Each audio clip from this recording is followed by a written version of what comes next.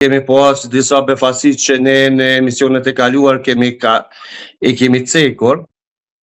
Befasia kryesore ka qenë në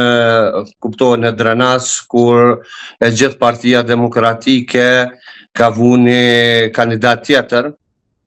dhe më në fund fitoi prap kandidati, domethënë i pamvorën zotëri Ramez Ladrovci, i mujti të gjithë, një person i mujti gjithë bashku. Por befasia është edhe në Prishtinë, realisht, sepse ne kemi pas 3 kandidat, në 3 partive më të mëdha, kemi pas kandidat tjerë, siç është Bek Berisha, lista për Prishtinën, Partisë Socialiste Demokratike, PSD-s dhe kandidat tjerë, por befasia ka qenë tek kandidati i vetvendosis, Hajrullah Çeku, i cili nuk është i lindur në Prishtinë. Ka kohë që ka ardhur në Prishtinë, por nuk është i lindur në Prishtinë dhe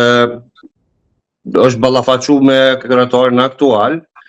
po ashtu edhe me Orhan Ismailin, i cili vetëm ka zhvilluar rinin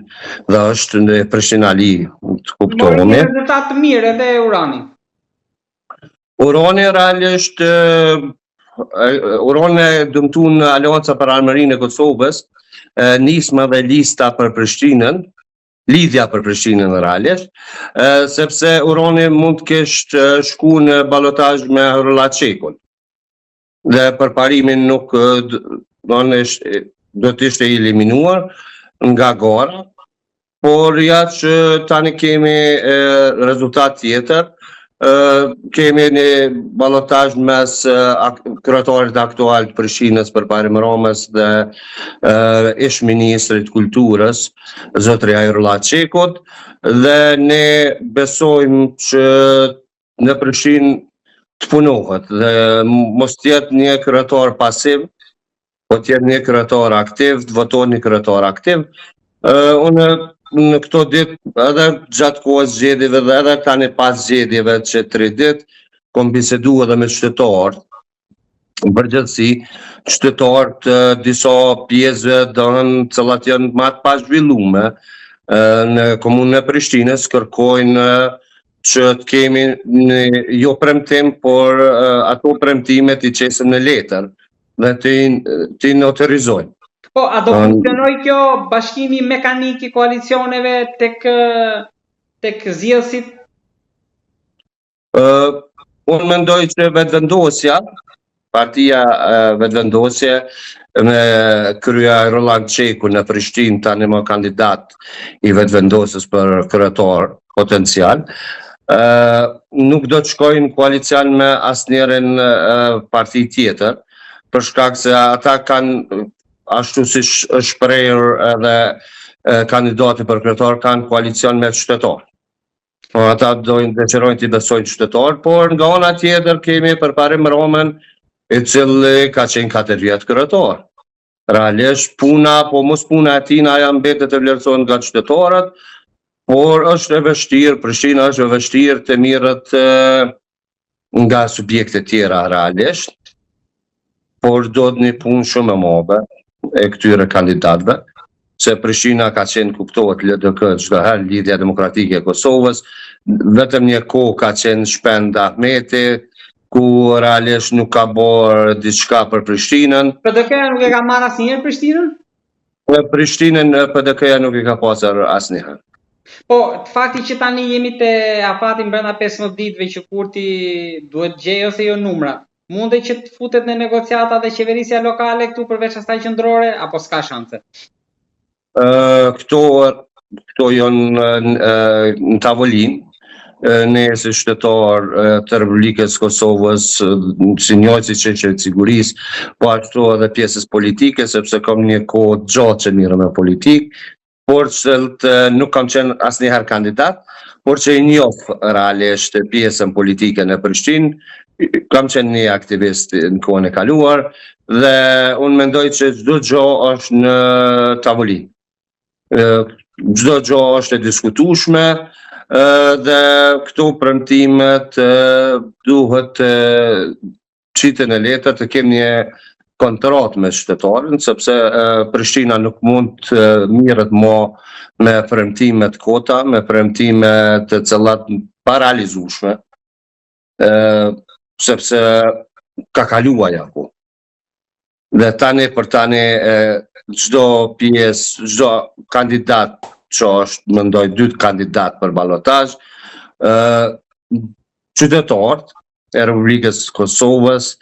gjithsesi Kryeshtetit Prishtinës, do t'i kërkojnë marrëveshje të notarizuar dhe me pastaj ato premtimet e cilat ipen për vende të caktuara, për lagje të caktuara, do të notarizohen, mendoj, dhe kërkojnë nga qytetarët të bëjnë një vepremtie, të notarizohen premtimet e tyre, dhe atëherë do të kemi një pjesë ligjore ku ne mund t'i kërkojmë ati kryetarit në rastet të caktuara mos realizimit aty në premtimeve, bëhet padia në pjesën e gjykatës dhe ai kryetari duhet të shkarkohet. Vetëm kjo është ajo e cila na garanton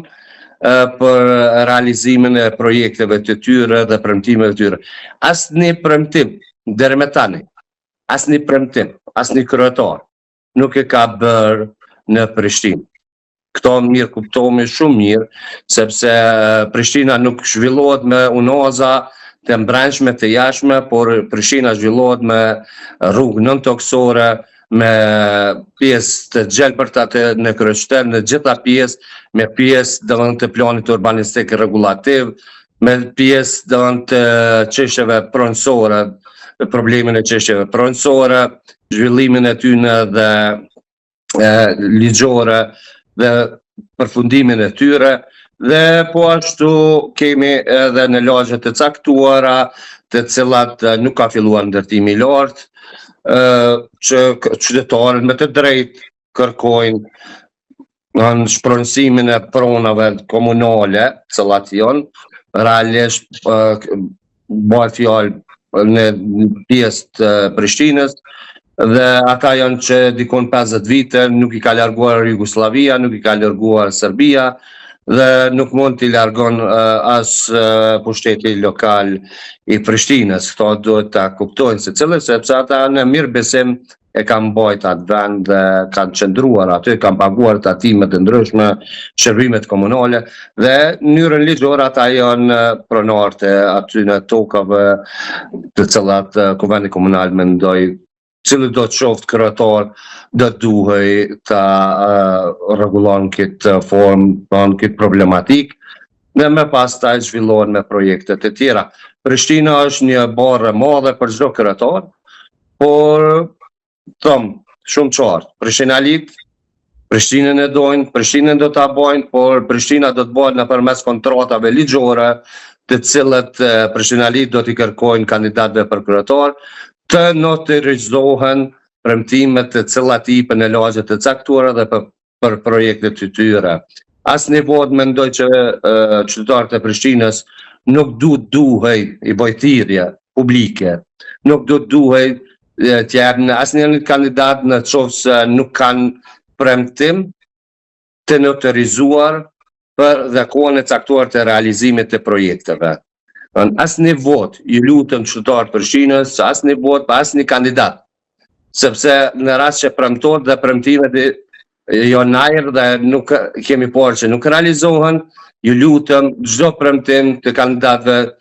çdo lagje të bën qëllit e tyre dhe të notarizohet dhe të merren për bazë vetëm anën ligjore. Premtimet e kota kemi pasur 26 vite.